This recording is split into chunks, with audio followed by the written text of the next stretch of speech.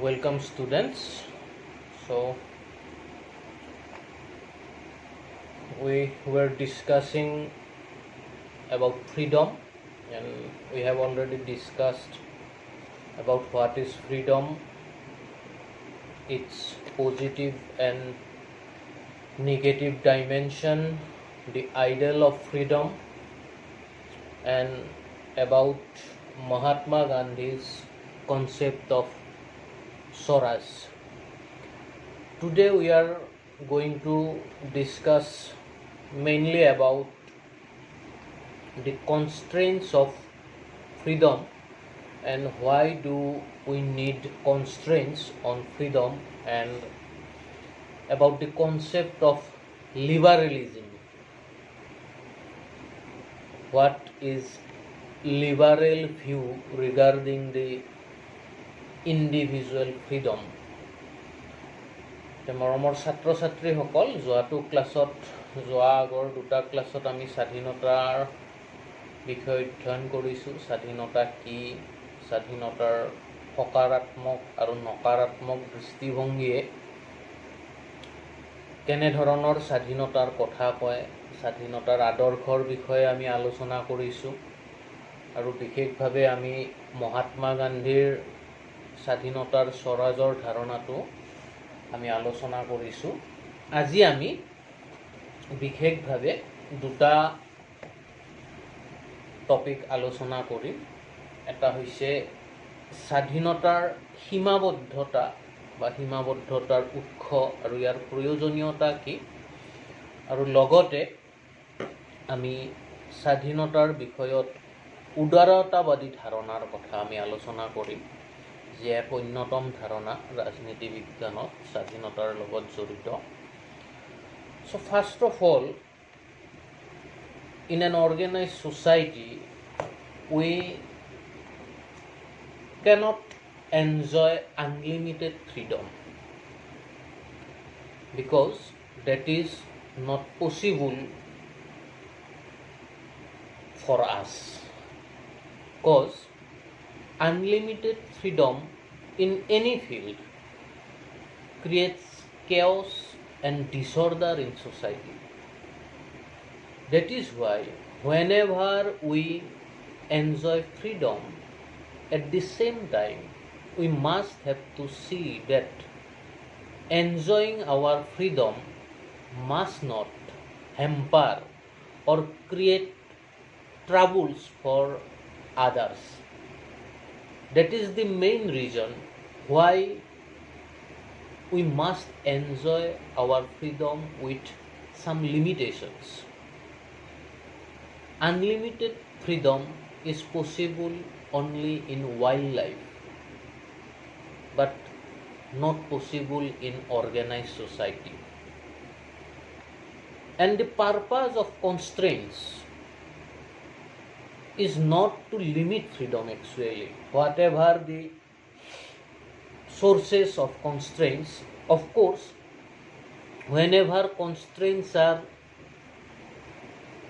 beyond certain limit, that is also avoidable. Sometimes states, its laws, anarchical rule, tyrannical rule create unwanted constraints. That too is not reasonable or wanted. But for the benefit of all, we must accept certain constraints on freedom so that everyone in our society can enjoy their freedom equally in a peaceful situation. So there are certain sources of constraints like domination imposed by government through laws. Yes, nowadays government put limitation on our freedom by creating law. There are so many laws, and laws are mainly to maintain order in our society. So government law in so many ways put constraints or limitations on our freedom. There are other sources of constraints like external control, creating social inequality, suppression, imposing ban on democratic right, bar on economic activities, ignoring public interest, limitation on social and cultural rights. These are the sources of constraints. External controls are of different types, like which in the form of law we see different type of external controls, and creating social inequality by laws, এনেকুৱা ধৰণৰ বহুত সীমাবদ্ধতা আছে, যিবোৰ সীমাবদ্ধতাই ব্যক্তিক স্বাভাৱিকভাৱে তেওঁৰ অধিকাৰসমূহ ভোগ কৰাত বাধা জন্মায়। আৰু সেই বাধাসমূহ যেতিয়া প্ৰয়োজনতকৈ বেছি হয়, তেতিয়াও জনসাধাৰণৰ ফালৰ পৰা এক প্ৰতিৰোধৰ সৃষ্টি হয়। সেয়েহে স্বাধীনতা আমি যেতিয়া ভোগ কৰোঁ, সেই স্বাধীনতা কেতিয়াও সীমাহীন হ'ব নোৱাৰে, আৰু লগতে যি সীমাৰ ভিতৰত আমি সেই স্বাধীনতাসমূহ ভোগ কৰিম, সেই সীমাসমূহো প্ৰয়োজনতকৈ বেছি হ'ব নোৱাৰে। কিয়নো যেতিয়া স্বাধীনতা উপভোগ কৰাৰ ক্ষেত্ৰত বাধা অধিক হয়, তেতিয়াও আমি সুচাৰুৰূপে স্বাধীনতা ভোগ কৰিব নোৱাৰোঁ। সেয়েহে এক যুক্তিসংগত বাধা দৰকাৰী। সেয়া লাগে চৰকাৰী আইনৰ জৰিয়তেই হওক, ৰীতি নীতি পৰম্পৰা বা লোকাচাৰৰ ফালৰ পৰাই হওক। সেয়েহে আমি দেখা পাওঁ যে যিবিলাক সমাজ অতি পৰম্পৰাগত সমাজ, য'ত ৰীতি নীতি পৰম্পৰা এইবিলাক অতি কঠোৰ, তেনে সমাজত মানুহে মুক্তভাৱে জীৱন যাপন কৰিব নোৱাৰে।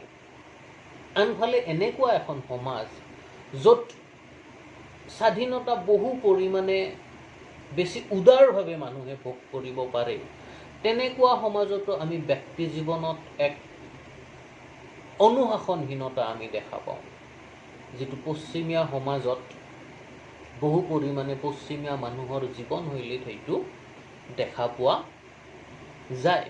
উদাহৰণস্বৰূপে আমি আমেৰিকাৰ এটা উদাহৰণ দিব পাৰোঁ, যে তাত সকলোৱে অতি সহজতে অস্ত্ৰ ক্ৰয় কৰিব পাৰে, মৰণাস্ত্ৰ। যি মৰণাস্ত্ৰ আমাৰ ইয়াত পোৱাটো সম্ভৱ নহয়, কিন্তু তাত এজন সাধাৰণ মানুহেও অতি সহজতে মৰণাস্ত্ৰ ক্ৰয় কৰিব পাৰে। আৰু আমি তাৰ কাৰণে দেখা পাওঁ আমেৰিকাত সঘনাই মাছ কিলিং হয়। ছুপাৰ মাৰ্কেটত হওক, চিনেমা হলত হওক, পাব্লিক গেডাৰিংছত হওক, আমি সঘনাই তাত গণহত্যা দেখা পাওঁ। আৰু যোৱা যদি আমি 10 বছৰৰ উদাহৰণ লওঁ, 2011ৰ পৰা, হয় 9/11 ঘটনাৰ পিছৰ পৰা 2001ত, আজি 10 বছৰ হ'ল কমপ্লিট, কিছুদিন আগতে। তাৰপিছত এতিয়ালৈকে বিগত 10 বছৰত আমেৰিকাত কোনো ধৰণৰ সন্ত্ৰাসবাদী কাৰ্যকলাপ সংঘটিত হোৱা নাই। কিন্তু তাতকৈ বহু বেছি মানুহ আমেৰিকাত মৰিছে আমেৰিকাৰ মানুহৰ দ্বাৰাই হোৱা গণহত্যাৰ ফলত। এইটো কিহৰ উদাহৰণ? এইটো হ'ল এক প্ৰকাৰৰ অস্ত্ৰ ক্ৰয়ৰ ক্ষেত্ৰত থকা অবাধ স্বাধীনতাৰ উদাহৰণ। অৰ্থাৎ তেনেকুৱা অবাধ স্বাধীনতাই এখন সমাজত ভয়, আতংক আৰু অৰাজকতাৰ সৃষ্টি কৰে। এইটো এটা মই সৰু উদাহৰণ দিলোঁ। সেয়েহে ব্যক্তিয়ে কেনেধৰণে স্বাধীনতা ভোগ কৰিব, তাক যুক্তিসংগতভাৱে সমাজৰ সকলো শ্ৰেণীৰ মানুহৰ কল্যাণৰ প্ৰতি, সামূহিক কল্যাণৰ প্ৰতি লক্ষ্য ৰাখি এখন সমাজ বা ৰাষ্ট্ৰই নিৰ্ধাৰণ কৰাটো অতি দৰকাৰী। আৰু আমেৰিকাৰ নিচিনা দেশত তাৰ অস্ত্ৰৰ উদ্যোগপতিসকল, যি আৰ্মছ লবি ইমান শক্তিশালী যে চৰকাৰে বিচাৰিও তাত অস্ত্ৰ আইন সংশোধন কৰিব পৰা নাই এতিয়ালৈকে। বৰাক ওবামায়ো নোৱাৰিলে আৰু ডনাল্ড ট্ৰাম্পেও নোৱাৰিলে আৰু এতিয়া জো বিডেন আহিছে তেওঁ যে পাৰিব তাৰ সম্ভাৱনা অতিকে ক্ষীণ। এইটো এটা সৰু উদাহৰণ যে যিকোনো ক্ষেত্ৰত আমি যেতিয়া প্ৰয়োজনতকৈ অধিক বেছি স্বাধীনতা পাওঁ তাৰ পৰিণাম কেনেকুৱা হ'ব পাৰে।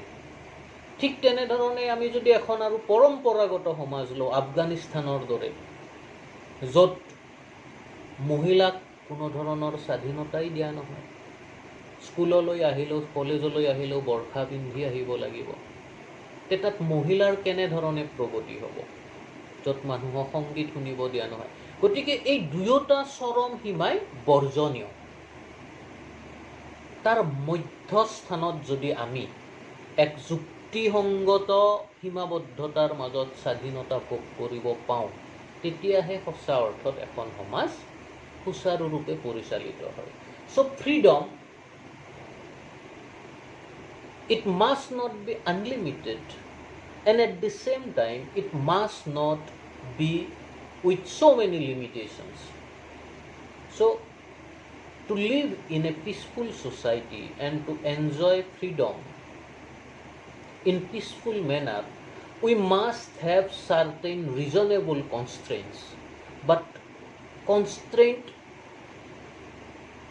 with too much restrictions, with too much limitations are not wanted or desirable, because that does not allow individuals to develop their personalities. And unlimited freedom too. Freedom, for example, as I just mentioned, as in America, where every common citizen can buy fatal weapons very easily. So that is why we have witnessed so many mass killing in America after, and it is a common fact in America. But one small example, after 9/11 incident in 2001, when Pentagon and World Trade Center was attacked in America,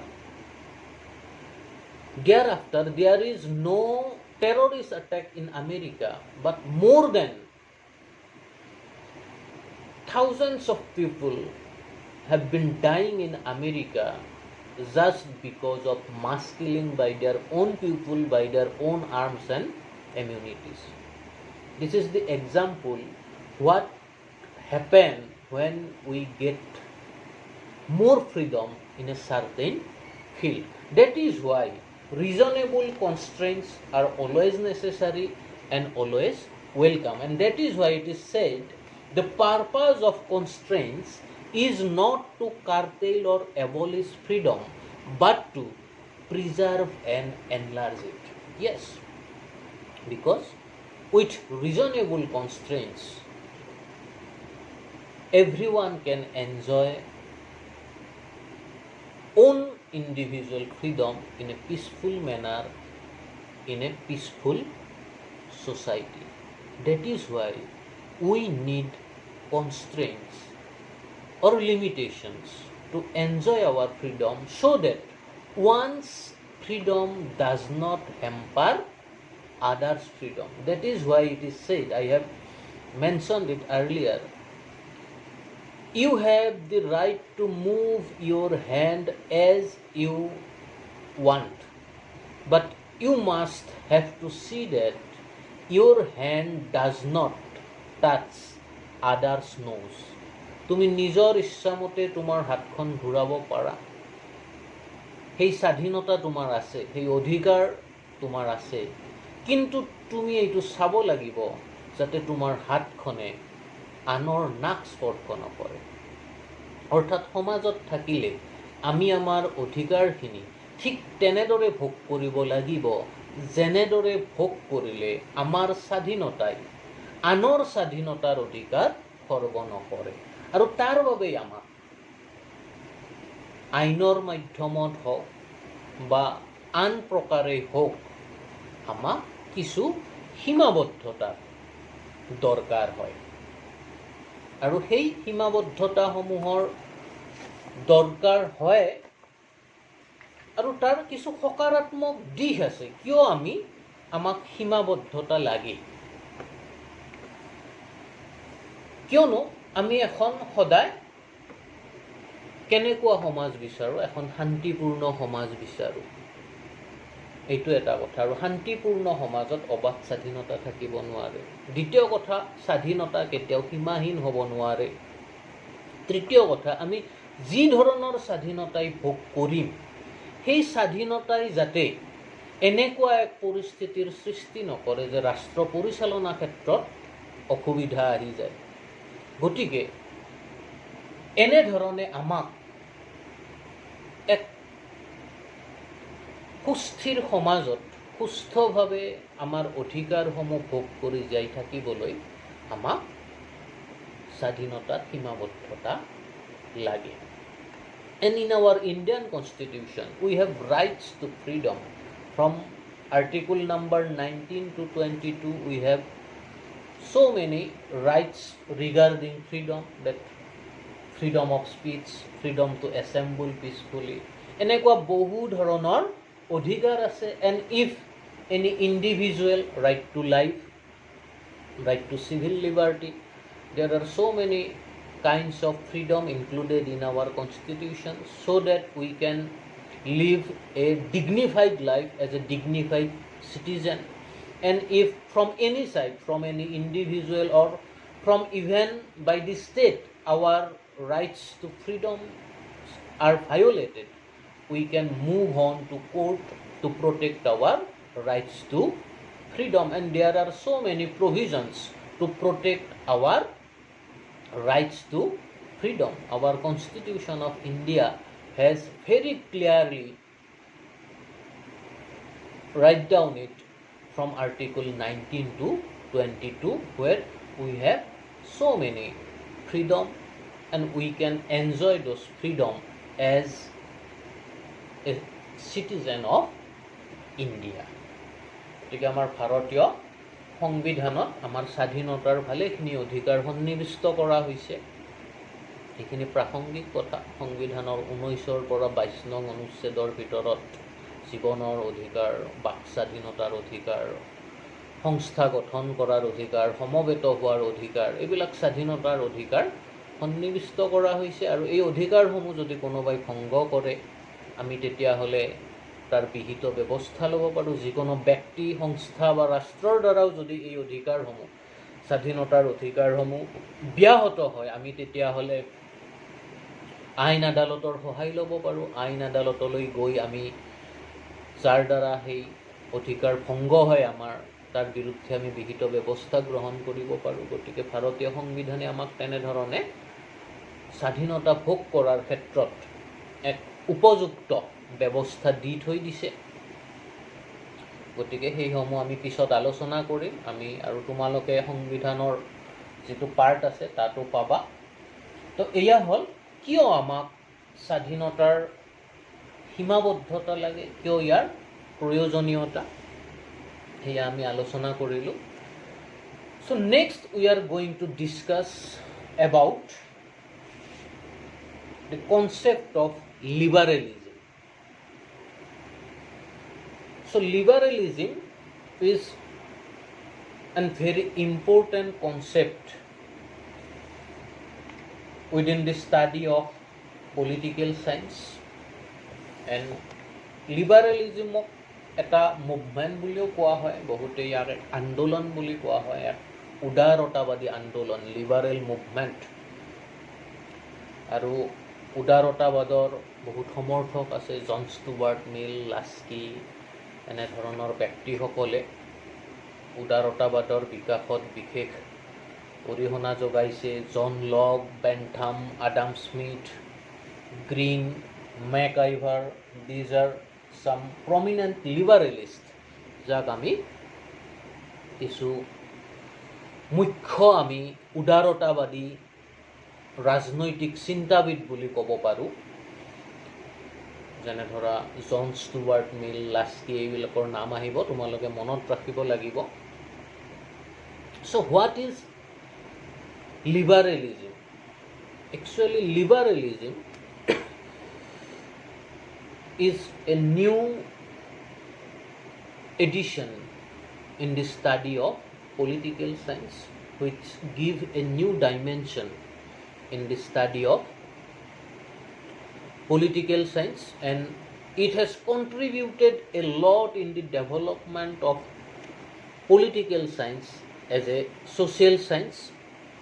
So it is also known as a liberal movement in the study of political science, and especially regarding the relationship between individual and state, how it should be, what should be the limitation of state, how much liberty we should have. Liberalism has given a very clear-cut view regarding the role of the state and regarding how much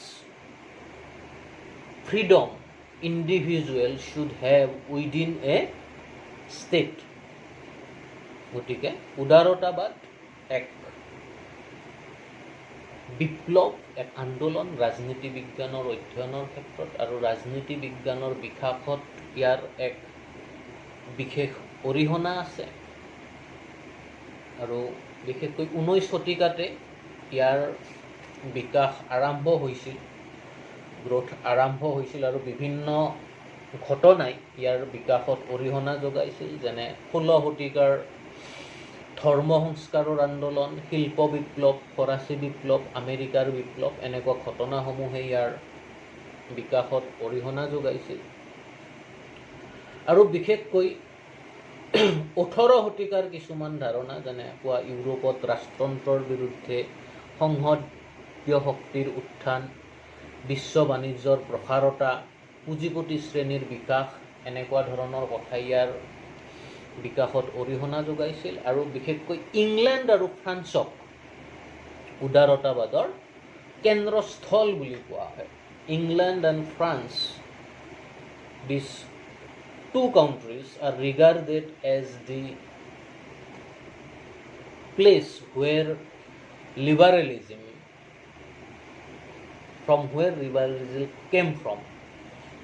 গতিকে এনেকুৱা কিছুমান ঘটনাই ক্ৰমান্বয়ে উদাৰতাবাদৰ বিকাশত অৰিহণা যোগাইছিল। তো উদাৰতাবাদ বুলিলেনো আমি কি বুজো? আমি তাৰ বাবে দুই এটা সংজ্ঞা আমি চাব লাগিব। ইয়াত এনেকৈ কোৱা হৈছে, সাধাৰণতে যি আদৰ্শই ব্যক্তিক বিভিন্ন দিশত অধিক স্বাধীনতা দিয়াৰ লগতে প্ৰচলিত সমাজ ব্যৱস্থাৰ সংস্কাৰৰ ওপৰত প্ৰাধান্য দিয়ে, তাক উদাৰতাবাদ বোলা হয়। অৰ্থাৎ যি ৰাজনৈতিক মতবাদে, উদাৰতাবাদী ৰাজনৈতিক মতবাদটো এনেকুৱা এটা মতবাদ, একদম মই সহজতে কৈছোঁ, যি ৰাষ্ট্ৰৰ কাৰ্যাৱলীক সীমিত কৰি ব্যক্তিক যিমান দূৰ সম্ভৱ সিমান স্বাধীনতা দিয়াৰ পোষকতা কৰে। অৰ্থাৎ সীমিত ৰাষ্ট্ৰৰ কাৰ্যাৱলী বা ৰাষ্ট্ৰৰ সীমিত নিয়ন্ত্ৰণৰ লগত যথাসম্ভৱ ব্যক্তি স্বাধীনতা দিয়াৰ পোষকতা কৰা মতবাদটোৱে হ'ল উদাৰতাবাদ। আৰু তাৰ কাৰণে ই পুৰণি যি ৰীতি নীতি বা পুৰণি ব্যৱস্থা, তাৰ সংস্কাৰ কৰাৰ ওপৰতো গুৰুত্ব দিয়ে। লাস্কিয়ে কি কৈছিল চাবা, এটা সংজ্ঞা দিছিল যে নতুন বাস্তৱ ব্যৱস্থাৰ ফলত নতুন সামাজিক সম্পৰ্কৰ জন্ম হয়, আৰু নতুন সমাজৰ যুক্তিসংগত ব্যৱস্থা হিচাপে এক নতুন আদৰ্শ গা কৰি উঠে। এই নতুন দৰ্শনেই হ'ল উদাৰতাবাদ। With the passage of time, so many new social relationship emerges. আৰু তেতিয়া এটা নতুন আদৰ্শৰ জন্ম হয়, and new ideology emerge, and that ideology is known as liberalism. এইটো লাস্কিয়ে কৈছিল। অৰ্থাৎ আমি যেতিয়া সময়ৰ সৈতে আগবাঢ়ি আহোঁ, সেই সময়ৰ লগে লগে সমাজ এখনৰ সামাজিক ব্যৱস্থাৰ পৰিৱৰ্তন হৈ থাকে আৰু সেই পৰিৱৰ্তিত সমাজ ব্যৱস্থাৰ যি নতুন দৰ্শন ৰাজনীতিৰ ক্ষেত্ৰত সেই নতুন দৰ্শনটোকে উদাৰতাবাদ বুলি কোৱা যায়, যিয়ে ব্যক্তিক অধিক স্বাধীনতা দিয়াৰ পোষকতা কৰে। So liberalism is a concept which stands for giving maximum freedom to individuals by limiting the control of state. That is why liberalism considers states as a necessary evil. শব্দটো মন কৰিবা, liberalism considers state as a necessary evil, যাক অসমীয়াত আমি প্ৰয়োজনীয় অশুভ বুলি ক'ম। Yes, it's necessary, ই প্ৰয়োজনীয়, but not good. সেইকাৰণে ইয়াক অশুভ বুলি কৈছে। কাৰণ কিয়? ৰাষ্ট্ৰই সদায় সীমাবদ্ধতা আৰোপ কৰে। হয়, ৰাষ্ট্ৰই আমাক সুৰক্ষা দিয়ে, আমাৰ জীৱনৰ নিৰাপত্তা প্ৰদান কৰে, কিন্তু বেছিভাগ সময়ত ৰাষ্ট্ৰই কি কৰে? মানুহৰ ব্যক্তি স্বাধীনতাত বাধা আৰোপ কৰে। সেয়েহে লিবাৰেলিষ্টসকলে কি কয় যে ৰাষ্ট্ৰ এক প্ৰয়োজন আছে কিন্তু অশুভ। লিবাৰেলিজম বা liberal এপ্ৰ'চক are mainly divided into two categories. There are two categories of liberalist. One is known as classical liberalism আৰু আনটোক মডাৰ্ণ লিবাৰেলিজম বুলি কোৱা হয়। এটাক সনাতন ধ্ৰুপদী বা পৰম্পৰাগত উদাৰতাবাদ বোলা হয় আৰু আনটোক আধুনিক উদাৰতাবাদ বুলি কোৱা হয়। অৰ্থাৎ উদাৰতাবাদী চিন্তাধাৰা, the liberal view is divided into two parts. One is known as traditional or classical liberalism and other one is known as modern liberalism. অৰ্থাৎ সনাতন বা ধ্ৰুপদী উদাৰতাবাদ আৰু আনটো হ'ল আধুনিক উদাৰতাবাদ। আৰু দুয়োটা চিন্তাধাৰাৰ মাজত হয়, দুয়োটা একেই উদাৰতাবাদে মুখ্যতঃ যি অধিক ব্যক্তি স্বাধীনতা দিয়াৰ পোষকতা কৰে, ৰাষ্ট্ৰৰ কাৰ্যাৱলীক সীমাবদ্ধতা কৰি, কিন্তু তাৰ মাজতে আধুনিক উদাৰতাবাদ আৰু পৰম্পৰাগত উদাৰতাবাদৰ মাজত কিছু পাৰ্থক্য আছে আৰু সেই পাৰ্থক্যখিনি আমি জানিব লাগিব আৰু দুয়োটা উদাৰতাবাদৰ বিষয়ে আমি পৃথকভাৱে জানিব লাগিব। So some prominent supporters of classical liberalism are John Locke, Bentham, Adam Smith, Herbert Spencer, Green.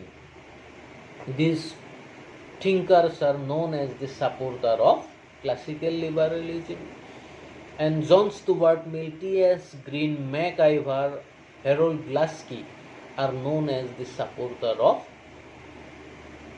modern liberalism. তো সনাতন বা ধ্ৰুপদী বা পৰম্পৰাগত উদাৰতাবাদ বুলি আমি যাক ক'ব পাৰোঁ, পৰম্পৰাগত বুলি কোৱাতকৈ আমি সনাতন বা ধ্ৰুপদী বুলি কোৱাটো বেছি ভাল হ'ব। কি বুলি কয় বা এই উদাৰতাবাদে কেনেধৰণৰ কথা কয় যে, আৰু এই উদাৰতাবাদৰ ধাৰণাক আমি নিগেটিভ লিবাৰেলিজম বুলিও কওঁ। অৰ্থাৎ যি পৰম্পৰাক আমি যে পাইছিলোঁ আৰম্ভণিতে যে liberty has two dimension, one was negative liberty and one is positive liberty. অৰ্থাৎ এই স্বাধীনতাৰ যি নিগেটিভ আৰু পজিটিভ লিবাৰ্টিৰ দুই ধৰণৰ কথা আমি পাইছিলোঁ, সেইটো লিবাৰেলিজমে দিয়া। অৰ্থাৎ both the dimension of positive and negative ideas of liberty are actually from liberalist view. লিবাৰেলিজমৰ পৰাই অহা। সেইকাৰণে ইয়াৰ যিটো ক্লাছিকেল লিবাৰেলিজম সেইটোক negative liberalism or negative view of liberalism বুলি কোৱা হয়, আৰু ইয়াৰ যিটো আধুনিক মতবাদ মডাৰ্ণ লিবাৰেলিজিম সেইটোক পজিটিভ লিবাৰেলিজিম বুলিও কোৱা হয় আন কথাত। গতিকে পৰম্পৰাগত উদাৰতাবাদেনো কি কয়? এই উদাৰতাবাদে মানুহৰ প্ৰাকৃতিক অধিকাৰসমূহ ৰক্ষণাবেক্ষণৰ বাবে চুক্তিৰ মাধ্যমেৰে ৰাষ্ট্ৰৰ উৎপত্তি হোৱা বুলি বিশ্বাস কৰে। গতিকে for that we have to go' to the origin of the state, যে ৰাষ্ট্ৰৰ উৎপত্তি কেনেকৈ হৈছিল এই লৈ বিভিন্ন মতবাদ আছে, যে কেনেধৰণেনো ৰাষ্ট্ৰ ব্যৱস্থা কাৰ্যকাৰী হ'ল। আৰু তাত এনেকুৱা এটা মতবাদ আছে যে এক চুক্তিৰ মাধ্যমত ৰাষ্ট্ৰৰ সৃষ্টি হৈছিল, আৰু বিশেষকৈ মানুহৰ প্ৰাকৃতিক অধিকাৰসমূহক ৰক্ষণাবেক্ষণৰ বাবে এক চুক্তিৰ মাধ্যমত ৰাষ্ট্ৰৰ উৎপত্তি হোৱা বুলি মতবাদে বিশ্বাস কৰে। আৰু সেয়েহে সনাতন উদাৰতাবাদীসকলে বা ধ্ৰুপদী উদাৰবাদীসকলে ৰাষ্ট্ৰক এক প্ৰয়োজনীয় অশুভ বুলি কয়। এইটো মনত ৰাখিবা যে according to classical liberalism state is a necessary evil. আৰু সেইকাৰণে they said or they advocated that the activities of the state should be limited. এই কথাটো কয় যে ৰাষ্ট্ৰৰ কাৰ্যাৱলী সদায় সীমাবদ্ধ হ'ব লাগে।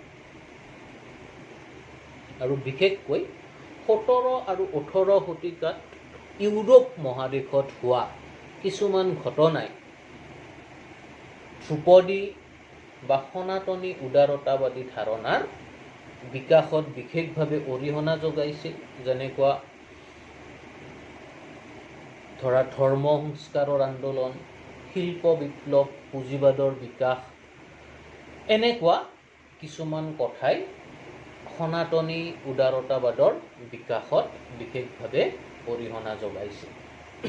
আৰু এই উদাৰতাবাদে বিশেষকৈ যিবিলাক স্বাধীনতাৰ ওপৰত গুৰুত্ব দিয়ে, যিহেতুকে আমি স্বাধীনতাৰ প্ৰসংগত কথাটো পাতি আছোঁ, যে উদাৰতাবাদে নাগৰিক স্বাধীনতা, ব্যক্তি স্বাধীনতা, অৰ্থনৈতিক স্বাধীনতা, সামাজিক স্বাধীনতা, ৰাষ্ট্ৰৰ সীমিত কাৰ্য, আন্তৰ্জাতিক স্বাধীনতা, এইবিলাক স্বাধীনতাৰ ওপৰত গুৰুত্ব আৰোপ কৰে। অৰ্থাৎ এই স্বাধীনতাখিনি ব্যক্তি হিচাপে আমি পাব লাগিব আৰু ৰাষ্ট্ৰৰ কাৰ্য সীমিত হ'ব লাগিব, এই কথাটোত বিশেষভাৱে গুৰুত্ব দিয়ে। So, classical liberalism mainly stands for the natural rights of individual, and it believes that the state is the result of an agreement to protect the natural rights of individuals, and that is why it considers state as a necessary evil, and that is why it advocates for as much as possible limited activities of states regarding the freedom of individual. The activities of the state should be minimum, and its main prominent supporters or advocates are John Locke, Bentham, Adam Smith, Herbert Spencer. These are the supporters of classical liberalism, and basic principles of liberalism or basic opinions they forward are for freedom of citizens, individual freedom, economic freedom, social freedom, limitation on state activities, international freedom, এনেকুৱা ধৰণৰ কথাবিলাক তেওঁলোকে আগবঢ়ায়। তো এইখিনি হ'ল ধ্ৰুপদী বা সনাতনী উদাৰতাবাদৰ কথা। তো ইয়াৰ পিছত আহে আধুনিক উদাৰতাবাদ। তো ইয়াত দুটা কথা আমি মনত ৰাখিব লাগিব। First one is classical liberalism believes that state is an outcome of agreement, and that is why it believes or it advocates state as a necessary evil. অৰ্থাৎ সনাতনী উদাৰতাবাদে ৰাষ্ট্ৰক এক চুক্তিৰ পৰিণাম বুলি বিশ্বাস কৰে আৰু সেয়েহে ৰাষ্ট্ৰক এক প্ৰয়োজনীয় অশুভ বুলি তেওঁলোকে স্বীকাৰ কৰে। আৰু এওঁলোকে বিশেষভাৱে যিখিনি মূল নীতি পৰম সনাতনী বা ধ্ৰুপদী উদাৰতাবাদৰ সেই মূল নীতিখিনি হ'ল তেওঁলোকৰ নাগৰিকক অধিক স্বাধীনতা দিয়াৰ পোষকতা কৰে, ব্যক্তি স্বাধীনতাৰ পোষকতা কৰে, অৰ্থনৈতিক স্বাধীনতাৰ পোষকতা কৰে, সামাজিক স্বাধীনতা বা সমতাৰ পোষকতা কৰে, ৰাষ্ট্ৰৰ কাৰ্য সীমিত হোৱাৰ পোষকতা কৰে আৰু আন্তৰ্জাতিক স্বাধীনতা বা ইণ্টাৰনেশ্যনেল ফ্ৰীডমৰ পোষকতা কৰে। এইখিনি হ'ল ধ্ৰুপদী উদাৰতাবাদৰ মূল কথা। ইয়াৰ পিছত আহে পজিটিভ লিবাৰেলিজম, which is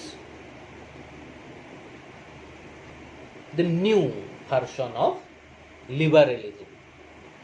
অৰ্থাৎ লিবাৰেলিজিমৰ যিটো নতুন ধাৰণা, যি 18 শতিকা 19 শতিকাত আৰম্ভ হৈ আহি 20 শতিকাৰ আগভাগত ই এক নতুন ৰূপ লয় আৰু সেইটোকে আমি আধুনিক উদাৰতাবাদ হিচাপে কওঁ। গতিকে আধুনিক উদাৰতাবাদেও ব্যক্তি স্বাধীনতা বা ৰাষ্ট্ৰৰ কাৰ্য সীমিত হোৱাৰে পোষকতা কৰে, কিন্তু ই এক নতুন ধৰণে তাক প্ৰতিষ্ঠা কৰে। কিয়নো বিভিন্ন কাৰণত পৰম্পৰাগত উদাৰতাবাদী ধাৰণাৰ নীতিসমূহ নতুন সমাজ ব্যৱস্থাত কিছু পৰিমাণে অপ্ৰাসংগিক যেন হৈ দেখা দিছে আৰু তেতিয়াই সেই তাৰ প্ৰাসংগিকতা ঘূৰাই আনিবলৈ, অৰ্থাৎ ৰাষ্ট্ৰ আৰু ব্যক্তিৰ মাজৰ সমাজক পৰিৱৰ্তিত পৰিস্থিতিত নতুন ধৰণে কেনেধৰণে নিৰ্মাণ কৰিব পাৰি তাৰ আধাৰত উদাৰতাবাদীসকলে যিবিলাক মূল নীতি আগবঢ়াইছিল সেইখিনিকে আমি আধুনিক উদাৰতাবাদ বুলি জানো। আৰু ইতিবাচক উদাৰতাবাদেনো কি কয়, অৰ্থাৎ আধুনিক উদাৰতাবাদক আমি ইতিবাচক উদাৰতাবাদ হিচাপেও জানো, অৰ্থাৎ পজিটিভ লিবাৰেলিজিম। আমি আগতে কৈছিলোঁ নহয়, আমি উদাৰতাবাদ স্বাধীনতাৰ ক্ষেত্ৰত আমি দুটা মূল ধাৰণা পাইছিলোঁ, এটা হ'ল পজিটিভ এণ্ড নিগেটিভ। এই দুটা আমি কনচেপ্ট পাইছিলোঁ যে ৰাষ্ট্ৰৰ সম্পৰ্কৰ লগত জড়িত হৈ আমি যেতিয়া স্বাধীনতা ভোগ কৰোঁ তাৰ ক্ষেত্ৰত দুটা মুখ্য ধাৰণা আছে, এটা হ'ল পজিটিভ লিবাৰ্টি আৰু আনটো হ'ল নিগেটিভ লিবাৰ্টি। দুয়োটা দিশৰ পৰাই আমি আমাৰ স্বাধীনতাক চাব পাৰোঁ আৰু সেই দুয়োটা ধাৰণা উদাৰতাবাদী দিয়া। both positive and negative dimension of liberty come from liberalism, and the view of negative liberty, in other words, means the view of